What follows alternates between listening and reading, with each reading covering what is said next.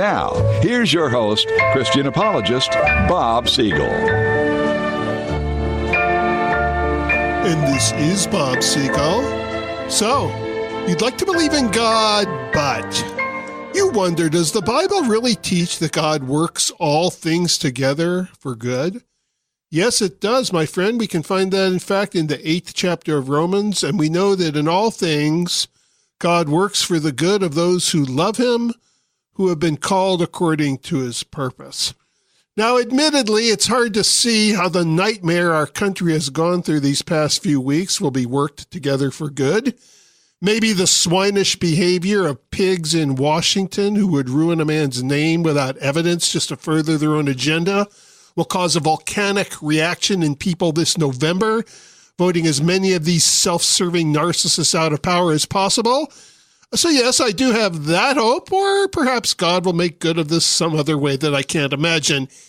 In the meantime, Judge Kavanaugh did get confirmed. Barely. But at what cost to his reputation? At what cost to his family? Once a man's name has been dragged through the mud, he never recovers. He is to be congratulated for not giving up. And I got to tell you, if he had given up, if he had decided that this just wasn't worth it, I wouldn't have blamed him. Unfortunately, had he given up, it might have looked like an admission of guilt. And he probably never would have worked again. He was already uninvited to teach at Harvard, something that had been scheduled. But there are other reasons that I'm glad he didn't give up. And this one, I'm thinking more about the country. Had he given up, our republic would have ended up in hospice. We would have been on the road to mob rule. Now, that's more or less happening anyway, but it was slowed this week. Had it not been slowed, no conservative nominee for the judicial branch would ever again be put forward without a vicious accusation to match. Had senators given in to people screaming at them in the hallways and elevators, then anarchy rather than voting boxes would become the way of our nation. Horrifying. This is one of the lowest, if not the lowest times in our country's history. And for those who think conservatives should have compromised for the sake of bipartisanship, incidentally, is defined as doing exactly what the Democrats want. That's the only bipartisanship that they know of. And for those who think we should refrain from sounding angry and not push back too hard and avoid getting into the gutter and instead smile a lot, even in the face of baseless, uncorroborated allegations, I have a line to resurrect from the movie Mississippi Burning. These people crawled out of the sewer, Mr. Ward. Maybe the gutter is where we should be. The Democrats have not given up. Should they win the midterms, they promised to impeach Judge Kavanaugh and Donald Trump. There's really no legal basis for them to do that. They'll try to do it anyway. A week ago, they asked for a 1-week extension for an additional FBI investigation. Flake asked for it, but the Democrats agreed. 1 week, just 1 week, brief little pause, a 7th on top of the 6 investigations already done. You will recall that I came on the radio last Sunday and said this would not be enough for the Democrats, even if Kavanaugh was once again given a good report. Now, that wasn't a hard prediction to make, but it was an accurate prediction. The Democrats, once again, are banking on the stupidity of Americans as they attempt to sell their latest story. Now we're supposed to believe that the FBI was in the tank for Trump in the way they carried out the latest Kavanaugh investigation. Yeah, right, of course. That's quite a loving relationship Trump has had with the FBI leaders these past 2 years. The Democrats will sell you a car without brakes, and then when you come back to complain, they'll sell you the brakes. While we're on the subject of the FBI, James Comey weighed in last week on the Kavanaugh investigation. Comey, oh, happy days are here again. The voice of credibility, the conscience of the nation. Comey says the FBI investigation should not be concluded prematurely. Well, you would know all about premature investigations, Comey. You ended Hillary's investigation by writing her exoneration letter before any of the investigation had really started. Comey, let me put this delicately. We are simply uninterested in anything else you have to say. Once again, the FBI did conclude that there was no corroborating evidence. Once again, corroborating evidence never mattered to the Democrats. They decided that Kavanaugh was guilty before being proven innocent. Don't you just love how they will shamelessly admit this? Don't you just love the latest spin from the left as they try to explain why in Kavanaugh's particular case, there need be no presumption of innocence? This isn't a court trial. This is a job interview. Brilliant. That's the new talking point. First, we heard it from Democrat senators like Chuck Schumer. Now we're hearing it repeated like a mantra from the mainstream media and street protesters in lockstep. Sure. Yeah, it's also clear now. A job interview. When was the last time you were accused of rape at your job interview? Sorry. Your demeanor was too angry while we interviewed you, and you actually cried when we called you a rapist. Whether or not the allegations are true, your reaction to the interview itself clearly reveals that you do not have the proper temperament for the job. And I can just imagine a Democrat senator interviewing Jesus Christ at a confirmation hearing. Mr. Christ, we understand you once changed water into wine at a wedding. Is that because you already drank up the wine which had previously been served? Oh, and that fish sign your followers use, that's really some fraternity code, right? It has nothing to do with your boys lining up and having sex with Mary Magdalene? Or does it? Supposedly, Kavanaugh showed just too much emotion while defending himself against charges of drugging and gang raping. Supposedly, his angry reaction was inappropriate. Too much emotion. This from the people who supported comfort rooms on college campuses when the future leaders of our country couldn't handle the election results of 2016.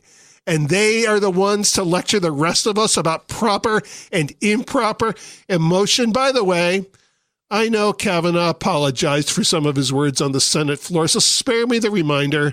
It changes nothing because he had nothing to apologize for. If he still chose to take the high ground, good for him. It does not vindicate the idiotic opinion from those who would pour salt on the wound of a man who got emotional because he was considered guilty until proven innocent. Even Republican Senator Lisa Murkowski, while admitting in her speech that she thought Kavanaugh was a good man, well, she just had trouble with the way he spoke up in his defense, and that was one of the things that made him the wrong man for the job. Oh, and Cory Booker, Spartacus himself, unable to prove the charges with actual corroboration, he then says it's no longer about whether the man is guilty, but that he should be disqualified based on just the lack of credibility itself. Really, Booker? So it's no longer about his guilt. Seemed to be about his guilt until the accusations fell apart one at a time. Now that you have no more case, it's no longer about his guilt. Is that the way it works? Ladies and gentlemen, if you find those words hard to believe, let me read them. These are the actual words of Cory Booker.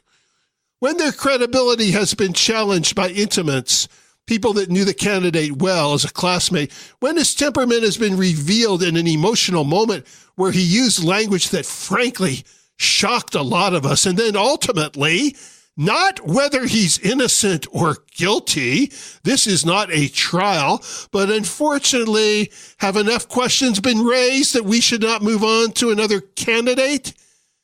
So let me see if I'm following this, Mr. Booker. You yourself have openly admitted to groping women when you were a young man. Kavanaugh made no such admission. Let me say that again. Kavanaugh made no such admission, and no such charge has been proven. But you're qualified to be a senator, and he isn't qualified to be a judge. And why isn't he qualified? Simply on the basis of things being asserted, and simply because he got emotional while defending himself? The unsubstantiated charge and the emotional defense remove his credibility, while you and your friends are the ones responsible for drumming up this charge? Is that the logic you want to sell us, you horse's rear end? As you can see, ladies and gentlemen, I myself do not qualify to be on the Supreme Court. I'm too emotional. Well, too emotional because I'm too conservative. Liberals can get emotional. That's perfectly all right. In fact, they've been screaming at senators all week. The Hawaii senator sounded pretty mad right from the get-go and pretty emotional when she told all men to just shut up about this and that women accusers need to be believed simply because they are women. And she's still qualified to be a senator? Was Hillary Clinton qualified to be president?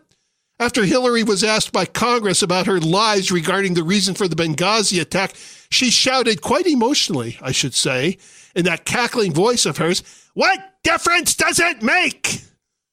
Putting aside the fact that in this case she had been caught red-handed by saying one thing in public and another thing to her daughter by email, the point is she got quite emotional. Yet people were ready to make her president.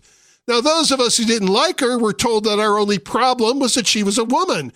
I think that's kind of an emotional reaction myself. Actually, my problem was not that she was a woman. My problem was that she was a pathological liar, a socialist, and one who embraces partial birth abortion. In the last election, Carly Fiorina was way up toward the top of my list, close to Ben Carson.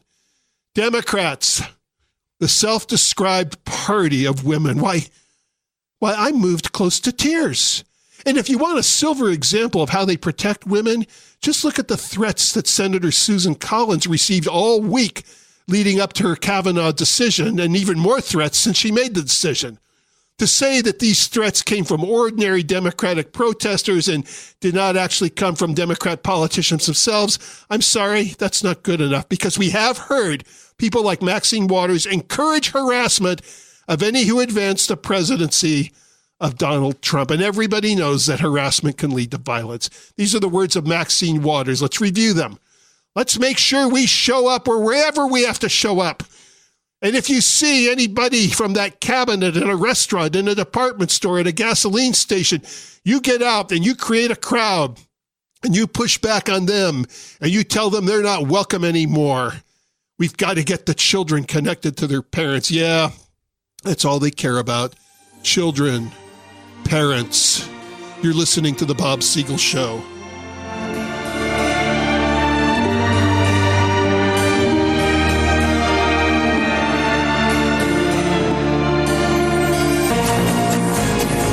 Liberal leftist Democrats, those who affirm the rights of women. Well, not every woman, not conservative women, not Christian women, not Republican women. Those women should be harassed in restaurants and movie theaters. They should have people scream in their faces or issue death threats when they vote to confirm a judge that the left doesn't like. Getting even more specific, to qualify as a woman entitled to rights, you must be first pro-choice. Yeah, you see, the rights of baby women in the womb, they don't count. Or women who would protect baby women in the womb, they don't count. And to be a woman with rights, you must affirm lesbianism. Whether you're a lesbian or not yourself, you must affirm it. Having a conservative or biblical view of marriage immediately disqualifies you. And if you're kind to gay people, that's not enough. If you're loving to gay people, that's not enough. If you're friends with gay people, that's not enough. You must affirm the lifestyle. If you don't affirm the lifestyle, that makes you guilty of hate speech. Now, they're not necessarily agreeing with your lifestyle, but they do not get accused of hate speech. See how it works? And to be a woman with rights, you must believe any woman who makes an accusation against any man. Well, not if the man is Bill Clinton or Keith Ellison, and for many years, not if it was Harvey Weinstein. They feel different about him now, but he was contributing to the Clinton campaign, and everybody knew about his lifestyle that was close to him. Let me say that again. Everybody knew about his lifestyle when they were close to him. It's only after he got outed by a few that people have all distanced themselves from him. And to be a woman with rights, you must be willing to scream at men and then make them out to be monsters if they so much as wave back at you. You can scream. They can't wave. Understand the rules? Are you writing this down? In short, a woman qualifies for respect and protection only if she allows the left to tell her exactly how to think. But instead of admitting this in so many words, the insinuation these days is that any woman who voted for Trump did so because their husbands told them what to do. As for the single women who voted for Trump, well, yeah, sure, if you're going to bring that up. You're listening to the Bob Siegel Show, our theme, Christianity and its relationship to politics and pop culture. If you'd like to weigh in on anything I've said, as always, you can reach me on Facebook, Twitter, or questions@bobsiegel.net. That's questions@bobsiegel.net. Now, regarding a show that I did, about a month ago with Mike Friedenberg, where he said he did not believe there will be a blue wave this November. And I reminded people that Mike's predictions we should follow because he was one of the very few commentators who called the election for Trump in 2016. And he did it on this radio program. And this is from Al, one of our listeners. I recall Friedenberg's detailed analysis before the election, and he was the only one saying that. Thusly, I felt he was dreaming. I resolved that he had little credibility. Yeah, probably a lot of people felt that way, Al. Let's hope he's right again. Well, now others are jumping on board, claiming that polls are seeing a bounce for Republicans as reaction to the Kavanaugh hearings. As usual, our friend Mike Friedenberg seems to be far ahead of the curve. David says, at first they said Kavanaugh must be guilty because he did not display the correct amount of emotion for the incident. Then they said Kavanaugh was unfit because he lacked the composure of a Supreme Court justice. Yeah, that's absolutely true. The same people that are saying he got too emotional, can you just imagine if he was cool and calm and collected? They go, whoa, you looked pretty cool in the Senate floor for a man who was accused of rape and murder. Why wasn't he feeling more emotional? Why wasn't he defending himself better? And I can prove to you that that's what they would have said because that is what they did say a few nights before that when he was interviewed by Martha McCallum. He was too calm. He was too collected. He didn't show any emotion. They can't win no matter what he said, no matter what it did. It wasn't going to matter. They said they were going to take him down before these allegations came out. Schumer was very clear about that. They said they would take down anybody Trump nominated. We had protest signs that went out the day after Kavanaugh was nominated. Some of them forgot to fill in the blank. And it was a blank sign in the place of the name saying, this man will be one of these fascists. And they hadn't even filled in the name. More comments. Teddy says, I'd love to see FBI investigations done on all the Kavanaugh haters. You know, do unto others, they'd scatter like ants on a hot tin roof. And also, speaking of the job interview, Steve says, I didn't know an interview would go back your teen years. This is the comparison to the job interview, I should say. Steve says, let's do that the next time we have a new senator campaigning. Let's check into his teen years. After all, it's just a job interview. If they drank as a teen before 21, sorry, you don't have the temperament for this job. Are they poor? Sorry, you don't make enough money. Are they rich? Sorry, you make too much money. Did you date in middle school, junior high, high school? Let's do a background check to see what your schoolmates say. On and on and on. It never stops. Yeah, the big story last week, after they couldn't find anything else, was that he might have thrown some ice at somebody in a bar fight. He threw ice at somebody in a bar fight. Oh, my God. Joy says, I hope there is a reckoning in the midterm elections. Regarding my satire about Jesus being interviewed, Sharon says, but they would want to know how he raised Lazarus from the dead so they could do similar and get more voters. That's a good point, Sharon. Every election year, dead people somehow find their way to the voting booth. At least their names are on the rolls. They come back to life. We witness the resurrection every election year. But back to Lazarus, they would assume that Lazarus wasn't dead, but he'd blacked out from drinking. Chuck says the mainstream media doesn't want to hear anything other than what they've already concluded. Sad. Earl says, you go, Bob. Well, thank you for the encouragement, Earl. Dennis says, emotions make the sale. Times we live in. Do everything you can to influence folks for the cause of reason and historical fact. Don't just do something, stand there, then move. By EMS guideline.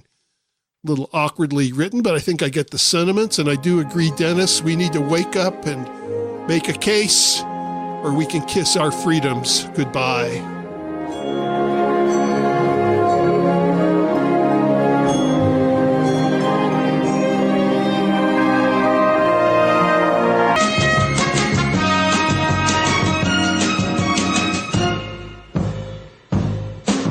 Welcome back to 96.1 FM and 1170 AM. The Answer. I'm your host, Bob Siegel.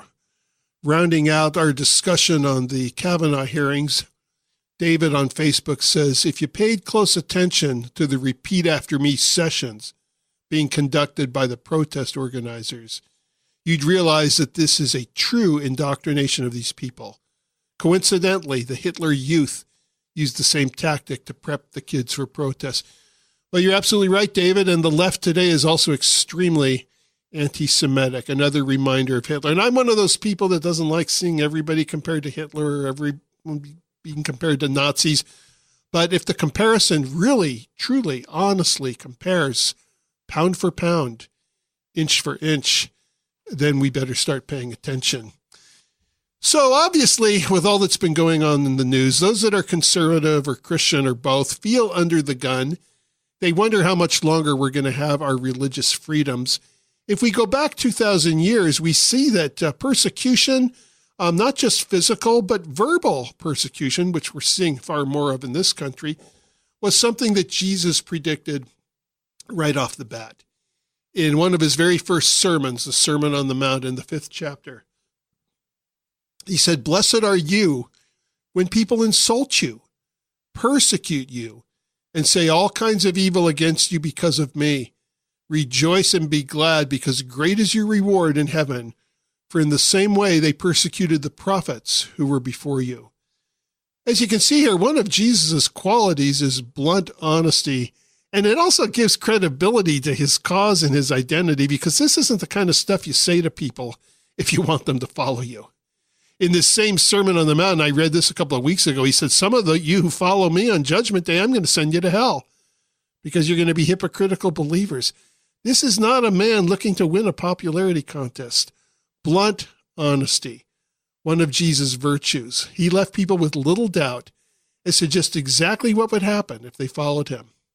He had not come to make life simple, but to make people holy, to make people ready to be used by God. It's very difficult for us to realize what early Christians had to go through. We live in a society that teaches how to be comfortable and well off and how not to suffer. And I'm a product of this society. I hate suffering. I love being comfortable. I remember the words of Daffy Duck. I used to love the Looney Tunes. He used to say, "I don't like pain. It hurts me." But today, the kind of persecution we get, it's pretty mild compared to what they went through in Jesus' day. Today it's, well, if I become a Christian or talk too much about my faith, one of my friends might laugh at me. In college, I used to work with college students a lot. I would hear, my parents, they want me to take a higher paying job than being a missionary. Or I hear from married couples, my spouse doesn't want me to spend so much time in church. Now that is starting to change. If you're following the news, Christians are far more under assault. We may lose our religious liberty someday, but up to now, let's be honest, it has not been that difficult to be a Christian in America. But in the first century, when Jesus was talking, every avenue of life was turned upside down should one dare to call himself a Christian. First of all, Christianity could disrupt their work. Now, that might seem unusual at first, but look at the kinds of jobs people had in those days. Supposing you were a stonemason. Well, that sounds like a harmless occupation, but suppose you worked for some owner who got a contract to build a heathen temple with gods you didn't believe in. You're going to be compromising your faith to build it. But if you lose your job, you can't support your family. Supposing you were a tailor. That sounds easy enough. Not the job being a tailor, but that you wouldn't get in trouble for being a tailor. That part sounds easy. But what if they told you to make robes for the pagan priests in the temple? There was hardly a job that would not conflict your faith. In the 3rd century, during a time of Christian persecution, Tertullian, who's one of the apostolic church fathers, and his works have survived, we can still read his words, many volumes of them. There's a story of a man who came to him speaking about compromising his work position and justifying it. He said, "Well, what must I do? I must live." "Must you?" Tertullian replied. Well, that's pretty honest. When given a choice between faithfulness or even staying alive, the Christian is to choose faithfulness and loyalty. And it not only upsets your job, it upsets your social life. In the ancient world, most feasts were held in the temple of some god. Even if you had a private dinner party, usually some heathen god was blessed before dinner. Here's actually, this is from the 20th, not the 20th, this is from the 2nd century. It's a papyrus fragment that has survived and been discovered. It's an invitation to dinner, a 2nd century invitation to dinner. Antoninus, son of Ptolemaeus, invites you to dine with him at the table of the Lord Serapis. Well, the Lord Serapis was a god. So how would a Christian respond to an invitation like that? In almost every meal, a blessing was given to the god before they ate. In your home life, if one member became a Christian, you could be permanently kicked out of the house. And you didn't really have any recourse in those days. If a husband kicked a wife out, they had no rights for women in those days, no legal recourse. Children had no legal recourse. And usually all relatives lived together. So you say, well, I'll just go live with Uncle Frank. Well, Uncle Frank was probably living in the same house you were. But this is just the easy stuff so far, ladies and gentlemen.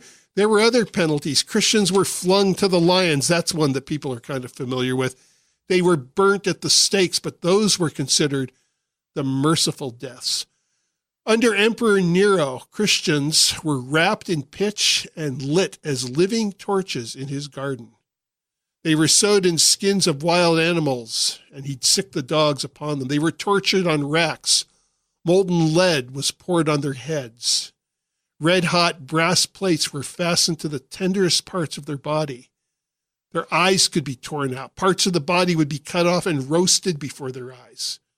Before their eyes were torn out, presumably. Hands and feet burnt while cold water was poured on them to lengthen the agony. So do you feel looked down at, verbally abused for being a Christian? You ain't seen nothing yet, folks. And I should say that in many parts of the world, this stuff is still going on. There's horrible persecution against Christians in many Muslim countries and in China. And yet, I don't want to minimize the persecution you may have had right here in America, because rejection of any kind is difficult. And I'm not one of those people who feels that, well, if you're suffering, you should compare yourself to somebody else who might be suffering worse. Your life is the only life you have. If you're suffering, you're suffering. And God cares about that.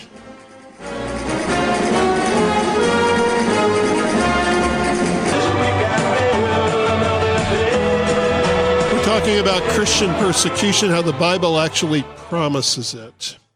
I was talking a moment ago about Christian suffering under Emperor Nero. Did you know that it's interesting how it's horrible that these things happen, but historically it adds to the credibility of Christianity. One of the not Christian historians, one of the secular historians who actually was not a Christian, his name was Tacitus. But he verified the life of Jesus Christ. His interest was in the life of Nero, and he did write about these persecutions of Nero. Some of those graphic details that I read to you came right out of the Tacitus account. But he wanted to do some research as to what this was all about. And he said, well, these Christians got their name from a man named Christ who lived in Judea and was put to death by Pontius Pilate. And then he said something very interesting. He said that checked the pernicious superstition for a while. So he's calling it a superstition. That makes it very clear. He doesn't believe this stuff. He seems to feel sorry for what Nero's doing to the Christians. But on the other hand, he seems to think that what the Christians believe is nonsense. He calls it superstition. That's interesting because superstition insinuates that there's some kind of claim of the supernatural. And he says the death of Christ under Pontius Pilate, he says that checked the pernicious superstition for a while, but it broke out afresh in Judea and then found its way to other parts of the world. If the death of Jesus would stop the superstition, what would cause the superstition to break out afresh? It's obviously a reference to the resurrection of Christ. Not that he personally believes it, but it's a reference to the claim of Christ rising from the dead. So here's verification that Jesus lived, was executed, and at least that some people claimed he rose from the dead. Now, there are other comments from ancient historians, but that's an interesting one. And what's really interesting is he never would have even taken note of it if there hadn't been persecution, which gets into one of the questions we want to answer today. Why is persecution even necessary? A lot of Christians ask this. Well, once we're saved, shouldn't that be the end of it? My sin is paid for. Christ is risen. It's all taken care of. There remains nothing but for God to reach out and snatch us in his arms. Why this fine print on the contract? Well, of course, it's not really fine print because Jesus was pretty loud and upfront about it. So it's not like, oh, well, yeah, you're going to go through a living hell for a while if you become a Christian. Did I forget to mention that? No, Jesus was pretty upfront. It was one of the first things he wanted them to know, again, in his very first sermon. Well, what are some of the reasons that the Bible would give us for Christians going through suffering? One is that it tests our faith. People become Christians sometimes for the strangest reasons. Now, I became a Christian in the 1970s. And back then, the big talk was the second coming of Christ. Now, it's still talked about a lot today. And it's still talked about too much today. But it was talked about a lot more then. Now, when I say it's talked about too much, don't get me wrong. I believe there will be a second coming of Christ. Jesus will definitely return. What I don't believe is that we know the day or the hour because Jesus said nobody knows the day or the hour. Even while he was here on earth, he said he didn't know the day or the hour. That's interesting. People become famous and rich writing books where they calculate the day of the hour. They know something Jesus did. None of Jesus is back in heaven. He's restored to his position in the Godhead. So obviously he knows the day and hour now.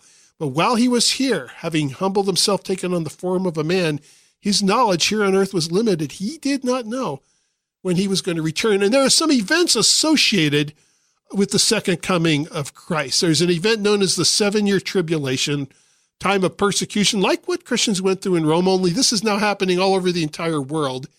And at the end of this tribulation, Christ will return.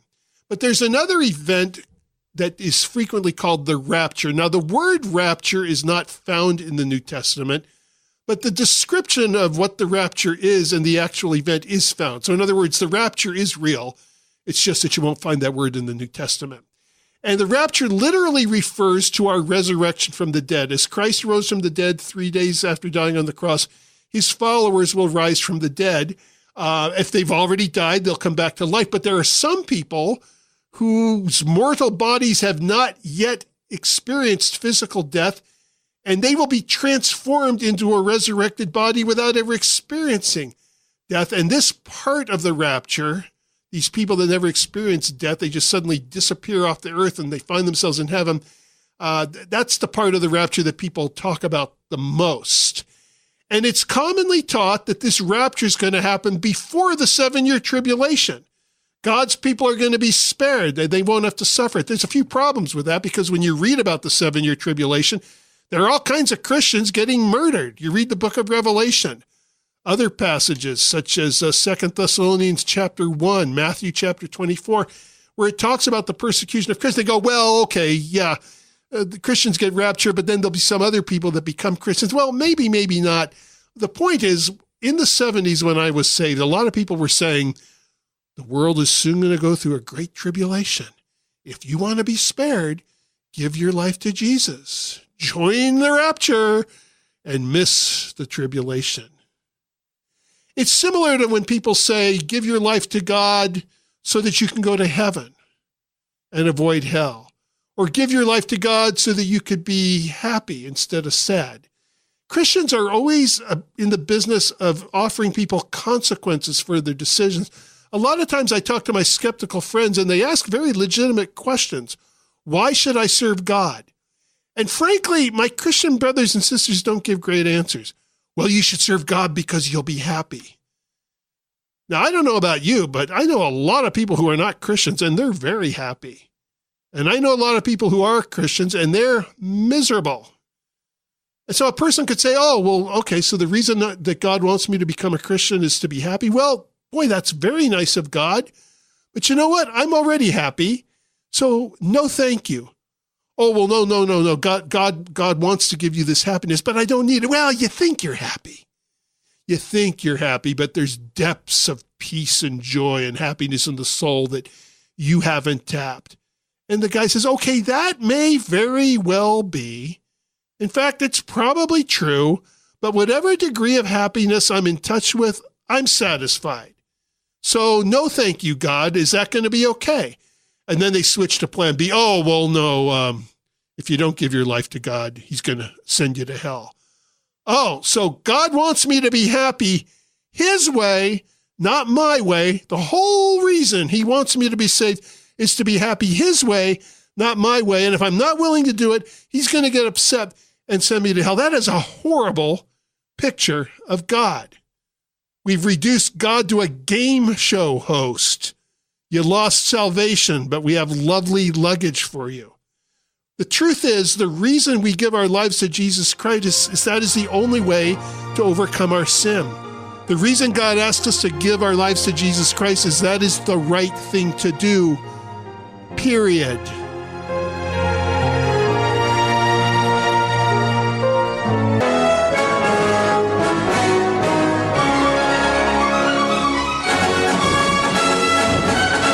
When Christians are asked, why should I become a Christian by their friends, they'll usually say, well, because you'll be happier, or you'll go to heaven, or you'll catch the rapture and you'll miss the tribulation. What they're doing is instead of telling people the reason to serve God, they're offering the consequence of serving or not serving God. Now, it's true. Those that give their lives to Christ will spend an eternity with God, and that's called heaven. Those who don't give their lives to Christ will spend an eternity separated from God because they were unwilling to live in obedience to him for all of eternity, which is what they would do in heaven. It is also true that if we become a Christian, there's a joy in the Holy Spirit that we could have. Whether or not the rapture comes before the tribulation, I don't know, but I do know that when people ask the reason they should become a Christian, we should tell them that's the right thing to do. That is the only cure for your sin. It's the way of being forgiven of your sin. It's the way of receiving the Spirit of God into your heart to overcome your sin. I had a guy say to me one time, what am I going to get out of it if I become a Christian? I said, maybe nothing. I'm not here to offer you lollipops and bribes. What you will get is you will be forgiven of your sin. You'll overcome your sin. He said, that doesn't interest me. I said, well, I'm not going to sit here and try to talk you into doing something that you don't want to do. If today you're not interested in overcoming your sin, and the Bible defines sin as selfishness, well, then maybe tomorrow you'll be more concerned about what a selfish person you are. Heaven, hell, happiness, unhappiness, those are the consequences of our decision. Those are not the reason. Let me use an illustration that we could all relate to. Let's say you knew somebody who was seriously contemplating murder, but he hadn't done it yet. And he asked for your opinion. Should I go out and murder this person? And you say, no, of course not. And he says, well, why not?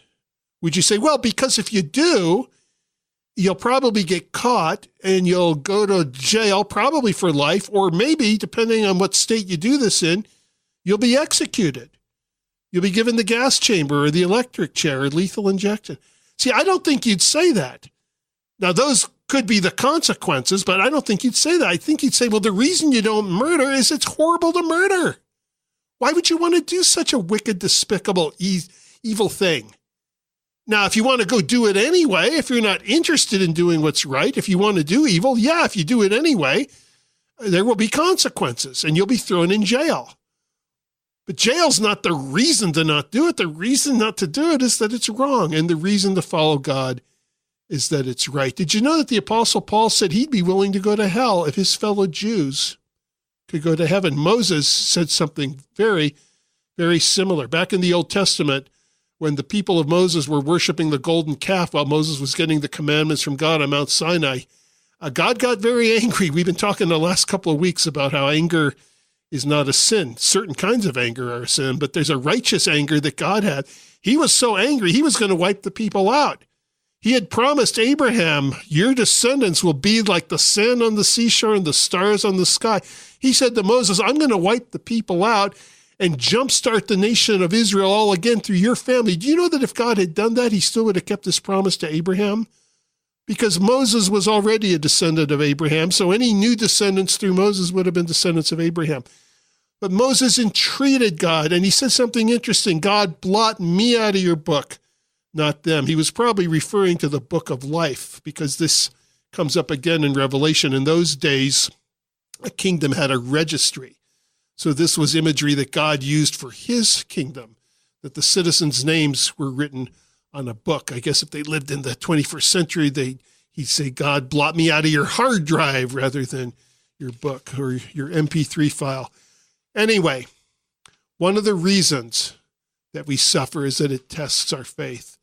Another reason is that it links us with Christ. I read Christ's words in the Sermon on the Mount when he said, you're blessed if you're being persecuted. He said, so they persecuted the prophets before you.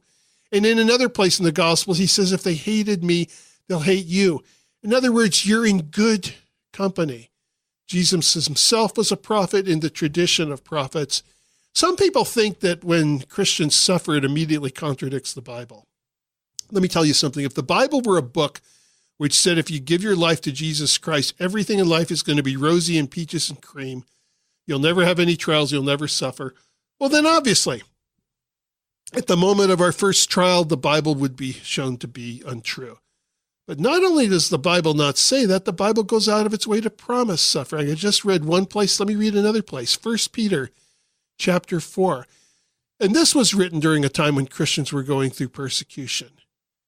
It says, dear friends, do not be surprised at the fiery ordeal that has come on you to test you, as though something strange were happening to you. But rejoice inasmuch as you participate in the sufferings of Christ, so that you may be overjoyed when his glory is revealed. If you are insulted because of the name of Christ, you are blessed, for the Spirit of glory and God rests upon you. In the 2nd century, there was an early Christian bishop named Polycarp. His church was in an area of Smyrna. It's in what we would today call Turkey, the ancient Near East. A mob dragged him, Polycarp, to a Roman tribunal. The magistrate ordered him to sacrifice to Caesar or die. Now, why sacrifice to Caesar? Of course, there was a historical person called Julius Caesar, but by this time in history, Caesar is the nickname for anybody on the throne. And it was originally Caesar's family that the dynasty came down through. So Caesar was just another way of saying the emperor. Well, they were actually worshiping the emperor as God. The Romans believed in all kinds of gods. Most of them they hijacked from the Greeks and changed the names. They changed the name of Zeus to Jupiter, things like that. But why were they calling some man a god when they obviously knew what family he came from, maybe saw him as a baby? Because it was believed in those days that there was this special supernatural spirit of Rome that came and embodied itself upon the emperor. And now at first, most of the emperors didn't take this seriously, but their advisors said, hey, there's so many different gods worshipped by the different countries that we've conquered. And the Romans found it much easier to conquer the world than to keep the world in order. So any way they could have unity, they were going to grab it. They said, if the people want to call you God, let them do it. Now, at first, the Roman emperors were kind of embarrassed by that, but for political reasons, they went along with it. But finally, we had a few that were taking this very seriously. They liked the idea of being called God. And the way you would worship him is you would actually go to a temple and you would light incense in the name of Caesar. And then you'd be given a certificate, and they would come and check your house to see if you had one of those certificates. So here's a man, Polycarp. He's refusing to do it. Here's his response. 86 years have I served Christ, and he has done me no wrong. How can I blaspheme my king who saved me? Polycarp was burned at the stake. We'll see you next week, unless I get burned at the stake.